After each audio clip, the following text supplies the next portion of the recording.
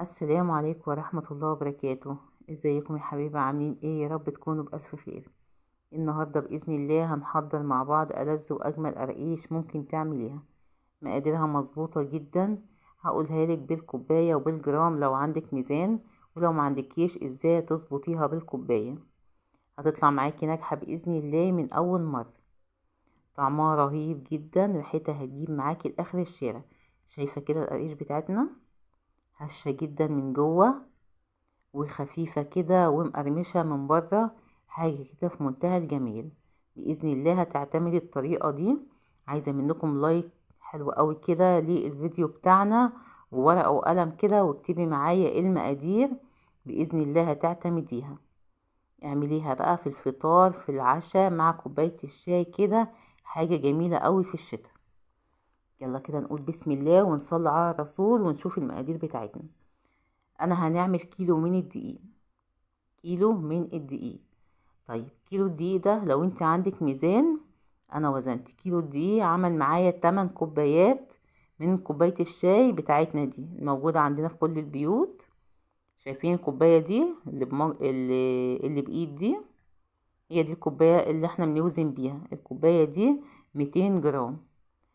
الدقيق عاملة 8 كوبايات. لو انت مثلا عندك مثلا بتجيبي الدقيق مثلا شوال، ولا عندك كمية من الدقيق وعايزة تعملي كيلو وما عندكيش ميزان، يبقى هتحطي 8 كوبايات من الكوباية دي. يبقى كيلو دقيق حطيت عليه رشة من الملح. انا هعمل قراقيش بالشمر واليانسون. شايفين هو ده الشمر، عامل زي الكمون كده، بس ايه الحباية بتاعته كبيرة شوية. هتلاقيه عند العطار. خدت منه كده ايه معلقة مع معلقة ينسون، ومنحمصهم على النار يطلع الزيوت العطرية اللي فيهم، وطحنتهم طحنة كده خفيفة في المطحنة. خدت منهم معلقة كبيرة شمر على ينسون. معايا نص معلقة من البيكنج باودر. تمام كده لحد دلوقتي كده تمام. معايا هنا نص كوباية من المية الدافية. انا هعجن بمية، عايزة تعجني بلبن هتعجني برضو بلبن دافي. نص كوباية من المية الدافية، حطيت عليهم الخميرة بتاعتي، معلقة كبيرة كده من الخميرة. انا مستخدمة الخميرة البيرة. عايزة تستخدمي الخميرة الفورية هتحطي كيس اللي هو 12 جرام على كيلو الدقيق. حطيت عليها معلقة من السكر، وهركنها دلوقتي على جنب. نختبر كده الخميرة بتاعتي الاول. معايا هنا معلقتين من السمسم، برضو مسكتهم حمصتهم مكان الشمر واليانسون. عايزة تضيفيهم ضيفيهم، مش عايزة انتوا حر. معايا معلقتين من السكر. انا حطيت كده 3 معالق سكر. هنا معلقتين مع الدقيق ومعلقة مع الخميرة. عايزة تعملي القرص بتاعتك او القراقيش بتاعتك بالشمر واليانسون، تمام. عايزة تعمليها بالسمسم بس، تمام. عايزة تحطي الاتنين زي ما انا حطيت، زي ما انت عايز. اهم حاجة ان انت سواء ده او ده هتحمصيهم الاول على النار عشان يطلعوا الرطوبة اللي فيهم. نيجي بقى لأهم حاجة، وهي المادة الدهنية اللي هنستخدمها. هتستخدم قد ايه على الكيلو؟ بستخدم كوبايتين من المادة الدهنية. كوبايتين. الكوباية 200 جرام، يعني انا عايزة 400 جرام على الكيلو. عايزة 400 جرام. طيب المادة الدهنية دي هستخدمها ايه؟ دي بقى ترجع لك انتي. الكوبايتين عايزاهم سمنة كان بيها، عايزاهم سمنة على زيت هتحط كوباية سمنة كوباية زيت، برضو مفيش مشكلة. كوباية ونص سمنة نص كوباية زيت، تمام. اهم حاجة انا عايزة في الاخر كوبايتين من المادة الدهنية، يعني 400 جرام. تمام كده، دي اهم حاجة. يبقى المادة الدهنية بتاعتي 400 جرام. هنا تاني حاجة برضو مهمة، وهي ان احنا نبس الدقيق مع المادة الدهنية بتاعتي كويس قوي. منسيبش الدقيق الا لما الدقيق بتاعي كله يتشرب من المادة الدهنية كويس. خلاص كده الدقيق بتاعي اتشرب كويس قوي من المادة الدهنية بتاعتي. هنبدأ بقى نعجن بيه المية، ودي بقى نقطة مهمة قوي. المية بتاعتي معايا من كوباية ونص لكوبايتين، تمام كده، طبعا على حسب الدقيق بتاعك.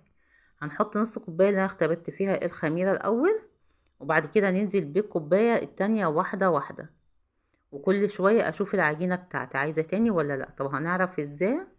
بصوا، كل شويه امسكي كده حته من العجينه وكوريها وشوفيها، لو لقيتيها بتشقق معاكي يبقى لسه عايزه ميه تاني. بصوا هنا بقول لكم برضو حاجه مهمه، انا ما بعجنش القراقيش، ما بتتعجنش. ماشي يا حبايبي، لان انا بشوف ناس كتير قوي بتقعد تعجن فيها وتجيب من تحت لفوق يا جماعه القراقيش ما بتتعجنش يا جماعه، بتتلم. في فرق ما بين ان انا اعجن وما بين ان انا بلم العجينه بتاعتي. زي ما انتوا شايفين كده بلم العجينه بتاعتي، انا مش عايزه العجينه يبقى فيها عرق، انا عايزاها تقطع. ماشي، هنا خلاص كانت كده تمام معايا اهو. شايفين العجينه عامله ازاي؟ بتقطع اهي، ما بتمطش. انا عايزاها تقطع كده كده، العجينه بقت تمام. انا خدت معايا كوبايتين الا ربع من الميه لحد لما بقت كده تمام كده معايا. بعد كده بسيبها يا دوبك تريح 10 دقايق، انا بخمرهاش في الاول، انا بسيبها بس تريح. هنبدأ بعد كده ناخد حتة منها ونبدأ نفردها كده.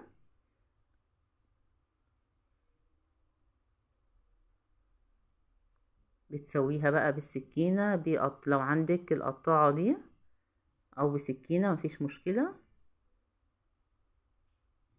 وهنبدأ نقطع. طبعا العرض اللي انت عايزاه، اهم حاجة انت بس السمك بتاعها لا يبقى رفيع قوي ولا تبقى تخينة قوي.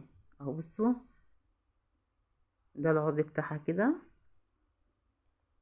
كده انا كنت خلصت اول صاج عملته زي ما انتوا شايفين بالقراقيش. فاضل معايا حتة فقلت هنعملها قرص، بتبقى حلوة قوي. عارفين انتوا اللي هي القرص المبسوسة، اللي هي القرص الناشفة اللي والشمر واليانسون، هي نفس العجينة. فانا قلت بقى ايه، هي بالعجينة نعمل منها القراقيش والقرص، بتبقى حلوة قوي. اهو بتقطعي كده حتت صغيرة ونبدأ نكورها كده.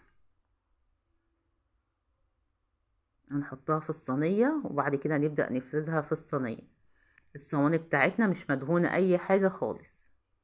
هنسيب بقى الصواني بتاعتنا كده تختمر ساعة، يعني من نص ساعة لساعة على حسب طبعا الجو بتاعي.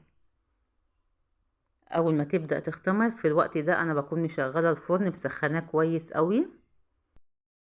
بعد كده هنبدأ بقى ندخل اول صينية احنا عملناها. بتدخليها، بس اول ما بتدخليها بتبدأي توطي، تهدي النار ل180 او كده لدرجة متوسطة، ونحطها على الشبكة ونبدأ ننزل الشبكة شوية لتحت من النار، وبتسيبيها تلت ساعة نص ساعة براحتها خالص عشان تبدأ تستوي من جوه. اول ما تاخد لون معاكي من تحت ابدأي بقى افتحي عليها الشواية لحد لما تاخد لون ذهبي من فوق، وخلاص على كده تبدأي بقى تطلعيها. ما شاء الله الكيلو بيعمل معايا، بصوا بيعمل معايا كمية حلوة قوي. عايزاك تجربي الطريقة دي وتقولي لي رأيك فيها ايه. بإذن الله هتعتمديها، جميلة قوي، ريحتها فظيعة. الشمر واليانسون بجد بيخلوا ريحتها جميلة قوي. يا رب كده الفيديو يكون عجبكم، وما تنسونيش في اللايك، والسلام عليكم.